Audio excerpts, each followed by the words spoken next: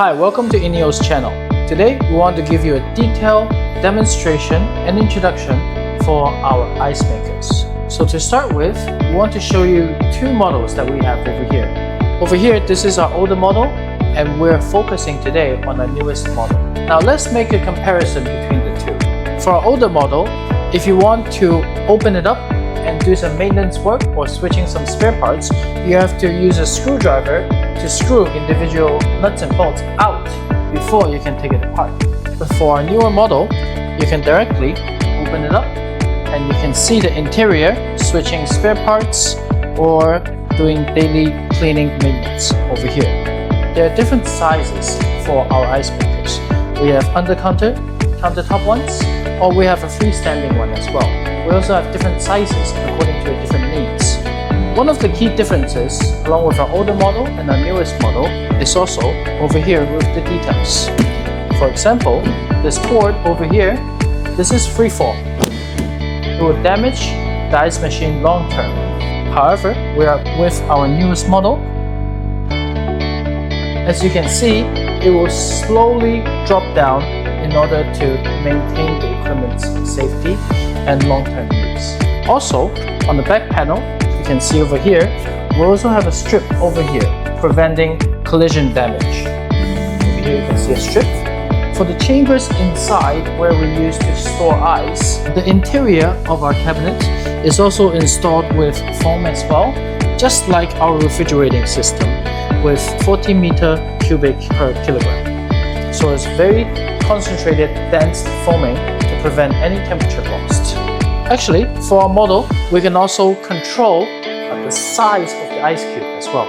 For example, if you want a thinner ice cube, you can choose to set the number to be 3 or 4. If you want standard size, you can set it up to about 15. There's a total of 30 gears for you to choose from.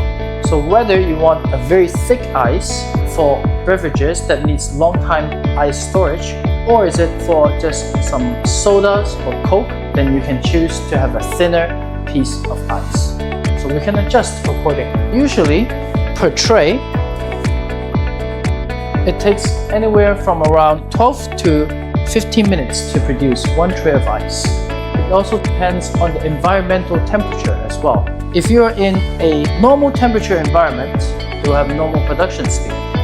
If you are in a very hot area, then the production time might be a little bit slower. If you're in a very cold environment, then sometimes in order to make ice, it reduces less energy, meaning it might even produce 120 to 130% of the ice that it says it will produce. There's two types of cooling methods for ice machine. You can either use fan cooling or water cooling. If you decide to use fan cooling, you need to make sure that number one, it has a 10 centimeter or above space between the machine itself and the wall. This space gives the fan some space to take in the air and to break out the hot air. If you're using a water cooling method, directly connect a water tube in order to cool down for the whole system.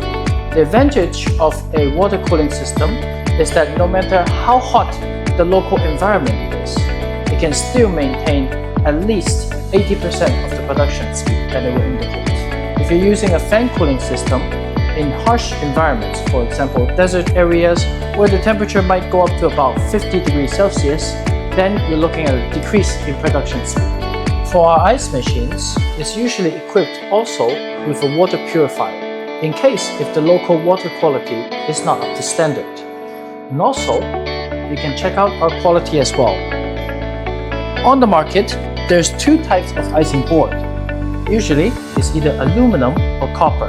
We use a better quality for copper so that these ice machines have a longer life expectancy.